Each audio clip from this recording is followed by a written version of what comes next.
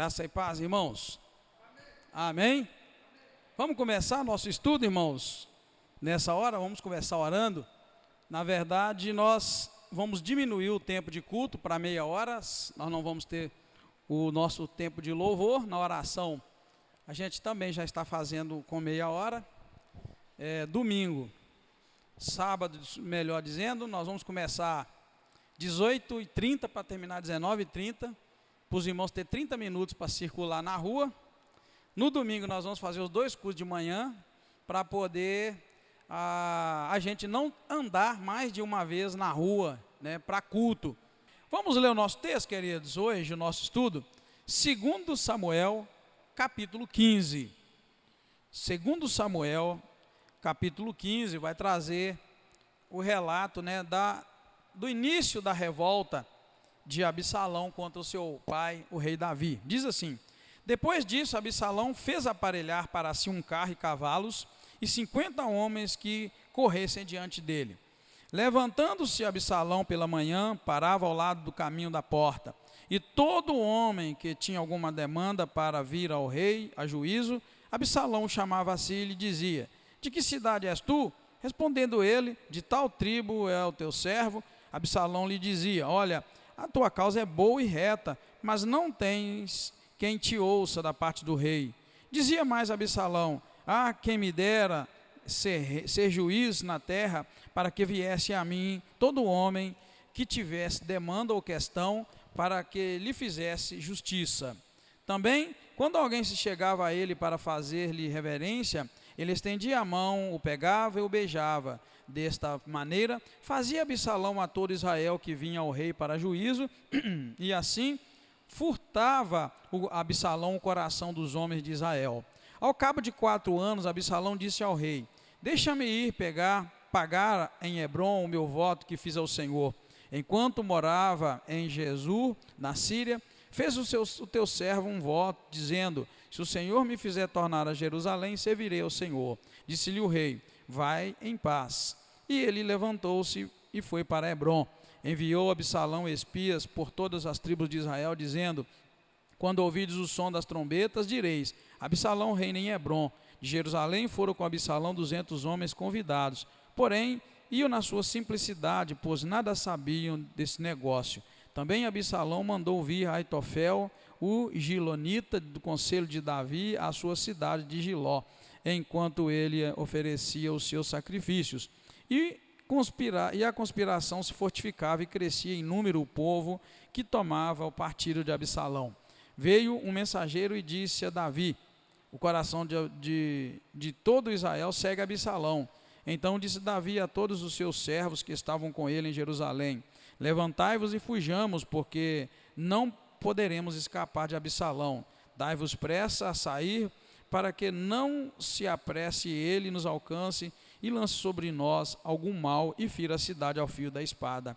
Disseram-lhe os servos do rei: os teus servos estão prontos para fazer tudo o que determinar o rei, nosso senhor. Saiu o rei com toda a sua família, deixando, porém, 10 concubinas para guardarem o palácio. Tendo saído o rei com todo o povo, pararam em um lugar distante. Todos os seus servos iam ao seu lado, mas todos os quereteus, todos os peleteus e todos os giteus, 600 homens que o seguiram de Gate, caminhavam diante do rei. Disse o rei a Itai o giteu: por que irias tu conosco? Volta e fica-te com o rei Absalão. Tu és estrangeiro e exilado, torna ao teu lugar.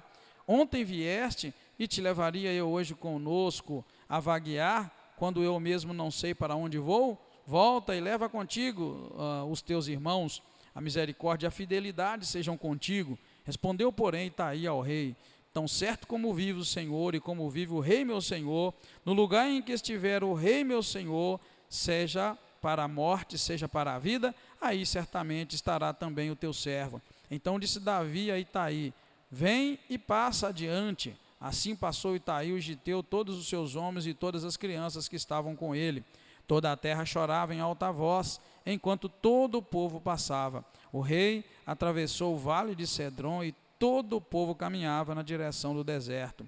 Zadok, o sacerdote, também estava com eles, e todos os levitas que estavam com ele levavam a arca da aliança de Deus. Puseram a arca de Deus no chão, e Abiatar ofereceu sacrifícios até que todo o povo acabou de sair da cidade. Então disse o rei a Zadok: torna a levar a arca de Deus à cidade. Se eu achar graça aos olhos do Senhor, ele me fará voltar para lá e me deixará ver a arca e a sua habitação. Se ele, porém, disser: não tenho prazer em ti, então estou pronto, faça de mim como parecer bem aos seus olhos. Disse mais o rei a Zadok, o sacerdote: não és tu vidente? Torna em paz para a cidade, contigo também o teu filho Ahimaás e Jonatas, filho de Abiatar. Olhai que me demorarei nos vales do deserto até que tenha notícias vossas. Assim, Zadok e Abiatar tornaram a levar para Jerusalém a arca de Deus e ficaram ali. Davi, porém, seguiu pela encosta das oliveiras, subindo e chorando. Tinha a cabeça coberta e caminhava com os pés descalços. Todo o povo que ia com ele tinha a cabeça coberta e subia chorando sem cessar. Então fizeram saber a Davi, dizendo: Aitofel está entre os que conspiram com Absalão. Pelo que disse Davi: ó Senhor, torna o conselho de Aitofel em loucura. Chegando Davi ao cume onde se costumava adorar a Deus, Uzaí, o arquita, veio encontrar-se com ele com o manto rasgado e terra sobre a cabeça. Disse-lhe Davi: se fores comigo, serás para mim um peso. Se voltares para a cidade, porém, e disseres a Absalão: eu serei, ó rei, teu servo, como fui antes com teu servo, teu pai, assim agora serei teu servo, me ajudarás. Dissipando então o conselho de Aitofel.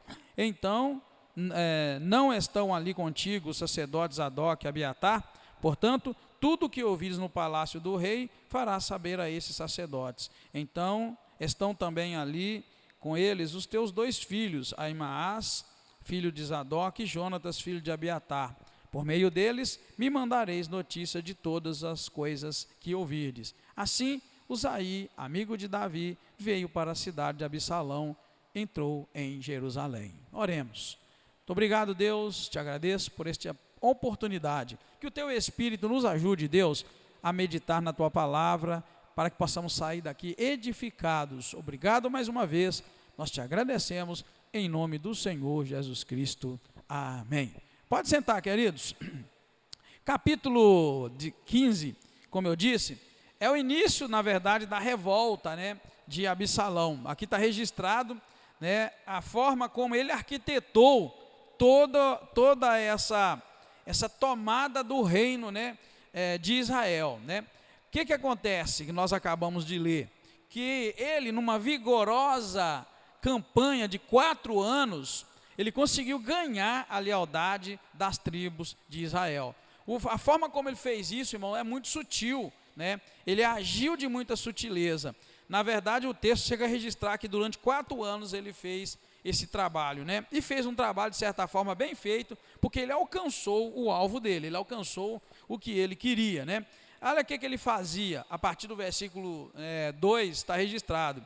A Bíblia diz que ele, levantando Absalão pela manhã, parava ao lado da porta, e todo homem que tinha alguma demanda e que passava por ali, ele, de certa forma, ele atraía o coração, ele furtava o coração. Ele perguntava: de que cidade você é?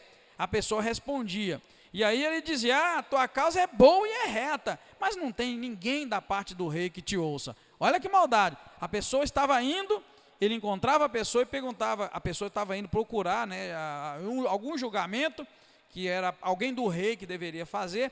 Ele indagava a pessoa de onde é, a pessoa falava, ele ouvia a causa da pessoa, e ele dizia: olha, sua causa é boa e é reta. Ou em outras palavras: olha, você está certo no que você está procurando justiça, só que não tem ninguém para te ouvir. Com isso, ele enfraquecia, na verdade, o reino do pai dele. Ele criava a confusão, uma estratégia, irmãos, diabólica, de marketing, de falar mal, do rei. E é o que a gente hoje vê, agora que me veio isso na cabeça. Vocês já notaram como é que as notícias correm pelo WhatsApp? E se a gente acreditar em tudo, a gente acredita em muita mentira? Não sei se vocês já viram isso, né? Então é muito fácil, alguém levanta, fala uma história, você pega e acredita. É isso que ele estava falando. Ele estava dizendo, olha, que pena que você está vindo, né, procurar ajuda, né, procurar julgamento, né? Mas na verdade sua causa é boa e reta. Em outras palavras, você está certo, só que não tem ninguém do rei para te ouvir, né? Isso é só uma das formas. A outra é que quando alguém vinha prestar reverência a ele, porque ele era um dos filhos do rei, é claro, Absalão, né? Era um príncipe. Ele ia, alguém se curvava diante dele prestando reverência, ele pegava a mão da pessoa, é ele quem prestava reverência, que ele beijava a mão. E a Bíblia diz que com isso, ele foi furtando o coração do povo. Ele fez um trabalho longo, tranquilo, sem pressa, até que ele conseguiu que a maior parte do povo de Israel estava caído para o lado dele. E aí ele lançou o bote, né? Ele lançou o bote. É uma estratégia terrível de política, né? Tipo, dizer que o outro é pior do que eu, né? Então ele estava dizendo, olha, está muito ruim o reinado, né? É assim e tal, não tem quem te atende. Por aí ele foi.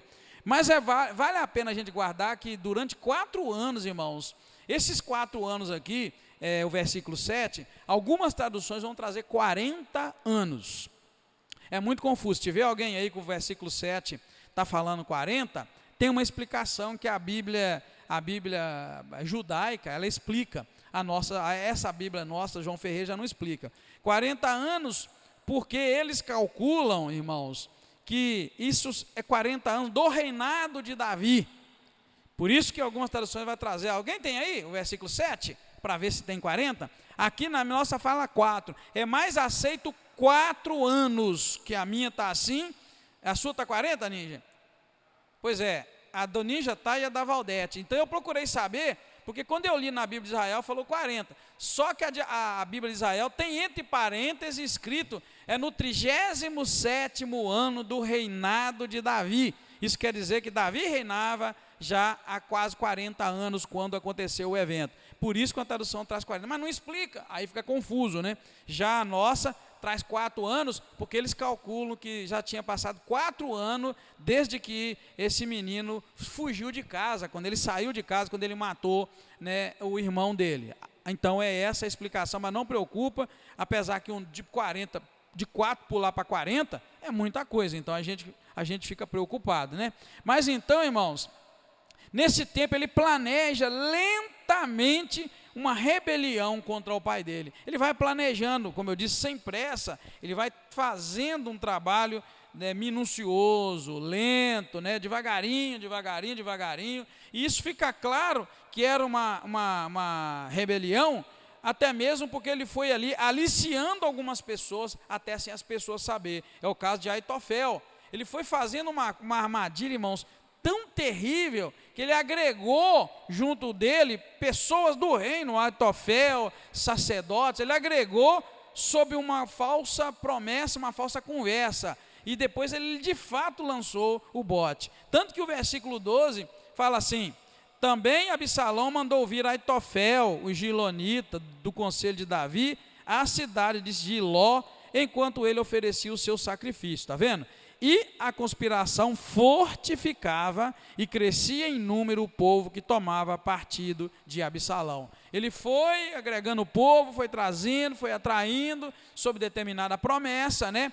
E muito lentamente. O que eu mais acho incrível, irmãos, é o coração de Absalão. Vocês viram que a gente deixou registrado, né? Está registrado na Bíblia, na verdade, a gente só destacou que Davi, desde o pecado dele com Betseba, ele voltou um outro homem. Ele voltou um homem dentro de casa, sem autoridade, ao ponto, né, de que um filho estuprasse a irmã. Ele não tomou um posicionamento. Aí 2 anos depois, o capítulo 13 mostra para nós, Absalão vai e mata Amon, que era o irmão que estuprou a outra irmã, e vai passando assim, a Bíblia registra tempo, 2 anos o camarada alimentando ali aquele ódio pelo irmão, que a Bíblia relata isso. Depois a Bíblia vai dizer que ele fica 3 anos fugido, né? Ele vai para Jesus e fica lá 3 anos, Absalão. É quando ele volta, e ele volta de lá, ele volta atrevido, ele volta ao pai dele, diz: não quero que você veja a minha cara, pode voltar, mas não me vê. E aí, Davi, ao invés de buscar uma reconciliação ou buscar uma atitude de pai, ele já descarta o Absalão, manda ficar longe, e a gente vai ver que ele vai esperar 3 anos para depois ele vir e ver o pai dele. Desculpa, 2 anos ele vai esperar para vir ver o pai dele, que é no capítulo 4, verso 28, ele espera mais 2 anos para ver o pai dele, e quando ele vê, ele chega ameaçando, né? Ele chega dizendo para o pai dele, ou eu vou ficar na presença do Senhor, morando na mesma casa, em outras palavras, ou então o Senhor me mata, se eu tenho culpa me mata. Ele ameaçou, e Davi não fez absolutamente nada com um filho atrevido desse, ele simplesmente recebe o filho e faz meio que uma aliança com ele. Aí agora no 15, o que acontece? O rapaz, Absalão, com quem ele fez uma aliança, agora arma essa situação toda, sem pressa. Ele trabalha 4 anos, então se a gente for somar lá, 2 anos, 3 anos, mais 2 anos, 7, mais 4 agora, é o tempo que o camarada, irmãos, tem. Ele não tem pressa, ele trabalha,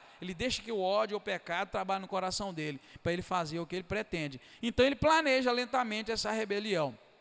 Aí quando Davi recebe a notícia de que Absalão estava já tomando o trono, quando ele recebe a notícia, a Bíblia vai e mostra para nós, irmãos, uma atitude de Absalão que não dá para entender. A atitude de Davi que não dá para entender. Mais uma vez Davi toma uma atitude inesperada. Quando ele fica sabendo, né, verso 14, então disse Davi, aliás, versículo 13, veio um mensageiro a Davi e disse, olha, o coração de todo Israel segue Absalão. Foi só isso que falou, olha, o povo de Israel todo agora está com Absalão. Ao invés de Davi tomar qualquer atitude, então disse Davi a todos os seus servos, ele manda todo mundo fugir, irmãos. Ele vira, levantai-vos e fujamos, porque não podemos escapar de Absalão.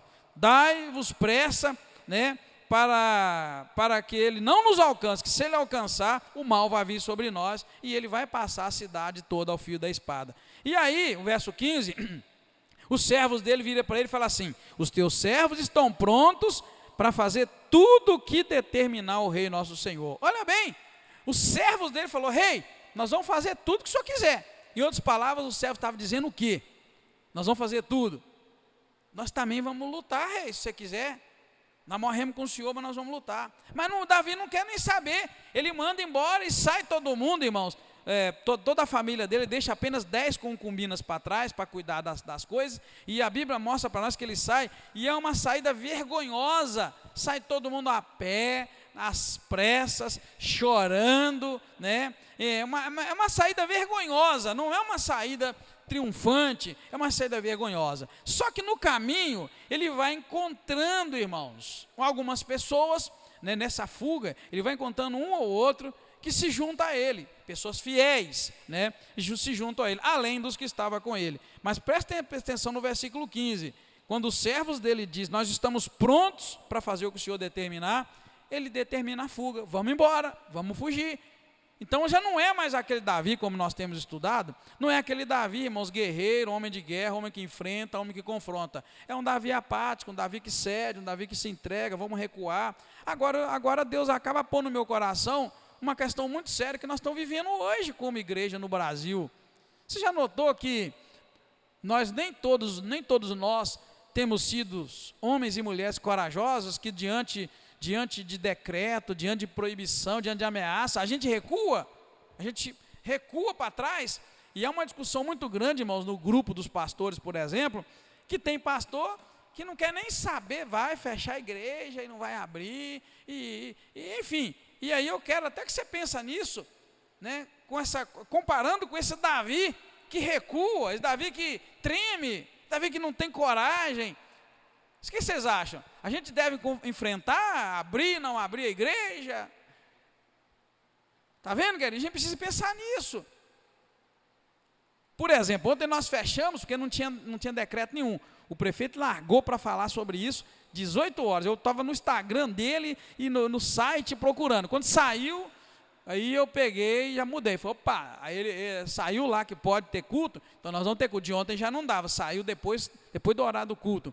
Falei, opa, então amanhã nós vamos ter. Aí nós postamos que nós vamos fazer os cultos menores, porque é proibido andar na rua depois das 20. Então nós vamos terminar aqui 7h30, mais ou menos, por aí, tá, irmãos? Eu falei 7h30 para a gente ter o limite. A gente pode passar um pouquinho, só não pode ficar andando para a rua fora. Então, vamos trabalhar dentro das 5 horas da manhã até as 20, mas se pode, vamos fazer um culto, amém, irmãos? Se não puder, vamos obedecer para não envergonhar. Mas a gente precisa ter um pouco de coragem, de ousadia. Amém, irmãos? Tem que ter força. Não pode amarelar. Davi está amarelando. Se nós estamos vindo, quem está vindo na quinta-feira está estudando. Davi amarela na hora que ele tem que agir. Então nós não podemos amarelar. Nós temos que agir. É o Davi que a gente está vendo aqui. É o Davi apático, o Davi que recua, o Davi que aceita e vai embora. Vamos ver o que vai dar. E a gente sabe que como igreja do Senhor, a gente não pode aceitar e ver o que vai dar. A gente tem que correr atrás. Então, assim, só estou dizendo para você que a gente não pode amarelar. O Davi amarelado aqui está entrando numa rascada, numa situação muito difícil, tá? Então, no meio do caminho, ele vai encontrando Itaí, vai encontrando Zadok, o sacerdote, ele vai encontrando várias pessoas, e ele chega num tempo, num momento, em que os irmãos vão ver que isso já é Deus também, procurando uma forma de abençoar, né? Então, durante a fuga, algumas pessoas se oferecem para acompanhar o rei, mas ele acaba montando uma estratégia militar, porque ao invés de deixar essas pessoas irem com ele, o que ele faz? Ele acaba pedindo Uzaí, pede Itaí, vai pedindo as pessoas para poder infiltrar dentro do reinado de Absalão. Ele fala, não vem comigo não, é melhor que vocês vão e entra lá dentro, fica lá do lado de Absalão, e tudo que vocês escutarem, vocês falam para o sacerdote fulano. Então ele monta ali uma estratégia de inteligência, a gente chama de inteligência militar, esse ato de infiltrar lá dentro para poder ouvir o que está acontecendo e desestruturar e desarmar, né? E aí, o que ele faz? Né? A gente nota que ele faz isso e já era Deus cuidando de dar a vitória a Davi antes mesmo do início da sua luta, do seu confronto, porque agora ele não está lutando, ele está fugindo, mas Deus já dá para ele algumas pessoas que Deus vai usar lá na frente para poder livrar Davi. Só que um detalhe, tá, irmãos? A vitória que Deus vai dar a Davi vai ser uma vitória grande, mas vai ser uma vitória muito dolorosa. Ele vai perder o seu filho nessa guerra. Então, Deus está, irmãos, fazendo com Davi aquilo que ele disse que faria pela boca do profeta Natã. Deus está cumprindo. É muita desordem, é muita bagunça, é muita confusão dentro da própria casa. E lá na frente, né, nós vamos ver, esse texto termina assim, né, esse texto termina dizendo, né, assim Uzaí, amigo de Davi, veio para a cidade e Absalão entrou em Jerusalém. É só isso, termina aqui, porque vai seguir essa revolta, só o início dela. Ela vai seguir os confrontos, até que Deus vai dar a vitória. Só que nessa vitória, o filho dele, Absalão, vai morrer. Agora, você imagina, irmãos, você é pai, né, de muitos filhos, e você vê uma guerra, filho seu lutando contra filho, depois seu filho luta contra você, e luta para te vencer. Então a gente vê, irmãos, que é um desastre, A família de Davi, irmãos, é aquilo que nós comentamos aqui. Davi tem se mostrado vamos corrigir, um grande homem de guerra, mas ao mesmo tempo um pai ausente, né? Um pai muito distante, tá bom? Então, queridos, nós podemos concluir o nosso estudo de muitas formas, mas o que nós encontramos? Sem um pai, sem um rei e sem amigo, assim Absalão vai construindo uma vida de pecados e de revoltas. E o rei Davi colhendo os frutos que plantou ao longo de sua vida, apesar de ser um homem segundo o coração de Deus, que o próprio Deus vai dizer, achei Davi, homem segundo o meu coração. Então, o que Davi está fazendo? Davi está colhendo os frutos que ele plantou. Olha como é que é incrível, irmãos. O camarada planta no passado, né? Ele planta no passado e ele vai colher os frutos que ele plantou. Davi está colhendo. Deus não está deixando passar nada daquilo que disse que faria dentro da casa de Davi, né? Deus não disse que ia suscitar o mal contra ele dentro da própria casa, está suscitando o mal contra ele dentro da própria casa. Assim, a gente encerra, né, este capítulo, entendendo, né, que as nossas atitudes aqui na terra têm que ser muito medidas, irmão, muito bem controladas. A gente precisa ser muito bem comedido e controlado naquilo que a gente faz, porque de fato o Senhor, Ele guarda, né? O Senhor guarda nossas atitudes, e às vezes a gente faz escolhas erradas, às vezes a gente faz planos errados, faz decisões erradas, às vezes a gente toma atitudes erradas, e Deus não ignora nenhuma delas. A gente paga, a gente planta e colhe, não tem como viver sem plantar e sem colher. Planta, colhe, e Davi está colhendo, a gente está vendo ao longo do tempo aí, em nome de Jesus, que Deus nos livre de plantar coisa ruim, que o Senhor nos abençoe a plantar coisas boas. Amém, queridos?